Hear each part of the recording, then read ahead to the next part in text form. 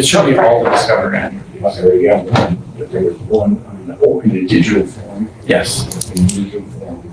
Yeah, this came from Tim. It's whatever you had requested that. Deputy Mays. Deputy Gaza. Gaza. Right, you can. And then last thing, in the and I looked and Jerry Rothstein is here. Don't push you. Okay.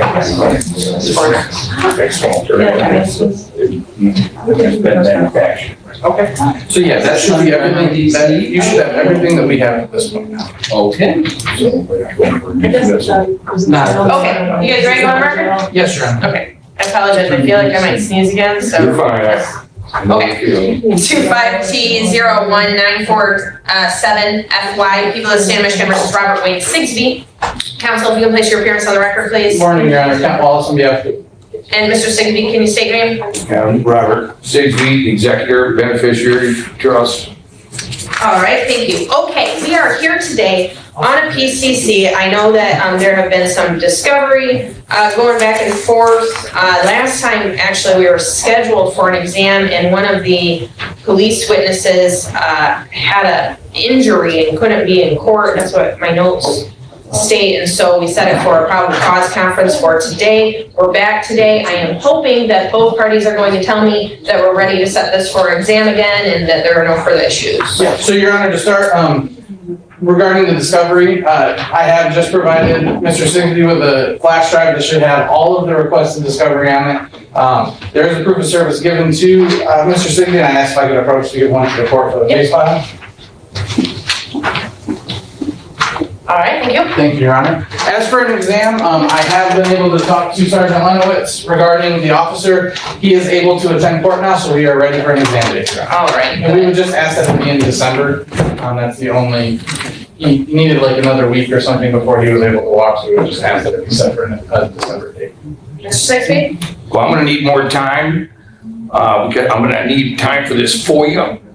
To the Treasury of the United States, I request you for your W-9 and the court's EIN number, according to 26 U.S.C. 6903.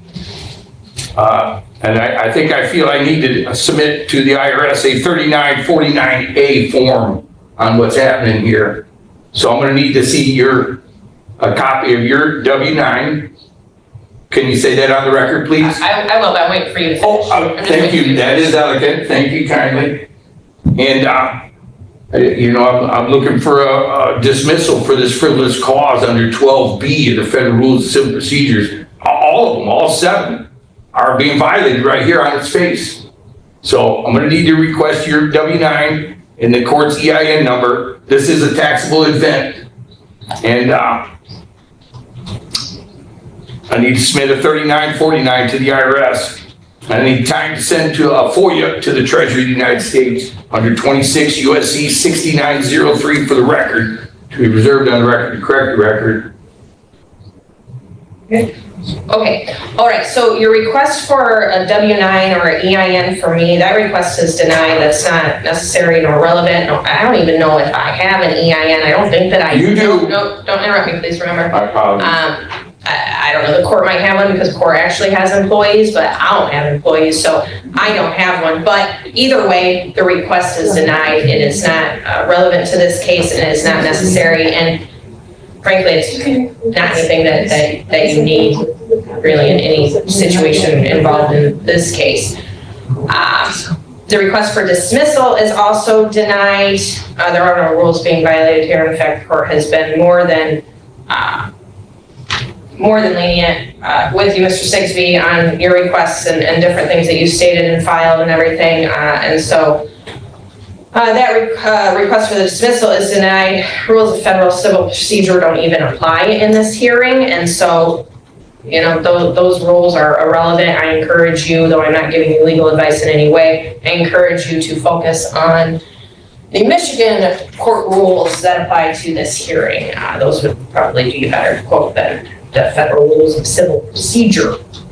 As far as a FOIA to the federal government, I'm not waiting on a FOIA to the federal government. I don't even know how long that would take, and I do not believe it is relevant, because again, you're talking about tax issues and things like this. And we are on a case that involves a count of assaulting, resisting, or obstructing the police, bringing contraband into a prison, and driving while license suspended. And so I am going to give you time, as I have in the past, so that you can be prepared, but I'm not going to grant the request to just simply adjourn until you can get the information you just stated, because that information is not relevant to this proceeding. So here is what I am looking at in regards to a date.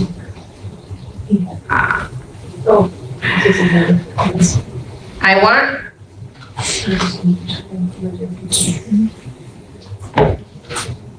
let's see. So, Mr. Sigsbee, if I were to put this in January as opposed to December, would that make you happier? It is fine with me, even though I am objection under special restriction appearance that there has been substantive due process violations across the Constitution and the laws of the United States on its face, including the Fifth Amendment. My private property was taken without just compensation. The due process of there was never an indictment. This is a probable cause conference, and that's not suffices to satisfy constitutional substantive due processes that have been violated. And in the 11th Amendment, foreign citizens cannot invoke the judicial system of the United States. And once again, I can read off every way that you guys are foreign right here, easy enough. We have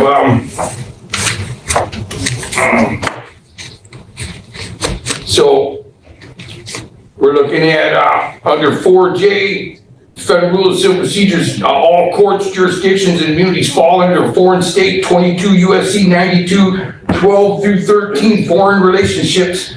Once an oath is required, it takes an oath of office to be required.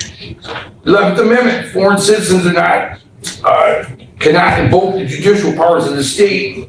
That's 28 USC 3015A, the definition of the United States means a federal corporation. Foreign Sovereignty Immunity Act 1976, 1605 through 1608.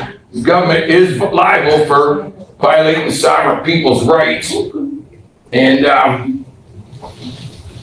again, under Trinity versus Pegularo, anything that the prosecutor says and puts on the record is to be struck. Attorneys cannot give testimony or be a witness in a court case, and I do believe that has happened here too. So we have mass violations of the Constitution and the laws of the United States. And I'm going to need to see your foreign agent registration supplements and your filings with the Attorney General of the United States. I gave you the judicial notice, and no one, not the clerk, not the judge, not the prosecutor, not the false impersonating prosecutor, has showed me a shred of anything. This is false impersonation of a government actor under 18 USC 912.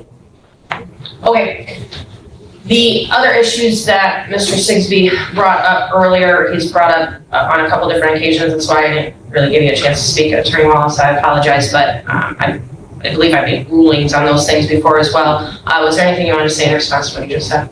No, Your Honor, I think that this has been discussed on the record multiple times. I think every time that we've been on the record in this case, I think the people's position has been made clear on their stance. All right, thank you. And so I will say one more time, there have been no due process violations in this case that I have seen or that have come to my attention. There is no requirement for an indictment in this case. That's not how this process works in the state of Michigan. We don't do indictments. They do a warrant and complaint that is reviewed by the judge and then signed by a judge, and then it goes to the arraignment phase, and then it goes to the probable cause phase, and then it goes to the exam phase, and then it goes to the trial phase in circuit court if it gets past the preliminary examination. But we do need to have that preliminary examination. We are going to have that preliminary examination in January. When we get to the preliminary examination date, I will, the request for the other documentation is denied as well. Again, completely irrelevant to this case, and I'm not going to entertain those type of requests. And I do want to tell you, Mr. Sigsbee, when we come back for the exam date, I am not going to entertain a restatement of the arguments that were made today. So if you want to make a new argument about new issues, I'll allow you to do that, but we're not going to go over these things again. We're not going to talk about EIN numbers and all this other stuff that you talked about, we're not going to do that, just like we're not going to go over this stuff because I have already addressed the other motions that were filed. So we're not rehashing things. We simply do not have the time to do that. We need to get this exam done. So I am looking at, I believe,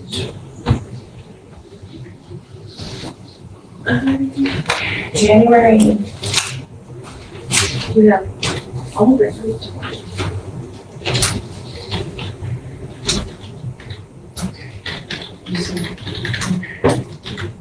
Okay, 20th? Yeah. I'm on duty for Judge Crawford. Oh, In the morning. forgot about that. How would everyone feel about January 20th at 1:00 PM? Well, I'm objecting to any kind of court date, obviously. I'll note your objection. I know you will. Are I you know free you on will. January 20th at 1:00? Elegant would work. Yeah, can I get that in writing? That works for the people. Okay, so we will set this for preliminary examination and we will get you a written notice today before you leave, Mr. Sigsby. January 20th, 2026, if you can believe it, at 1:00 PM.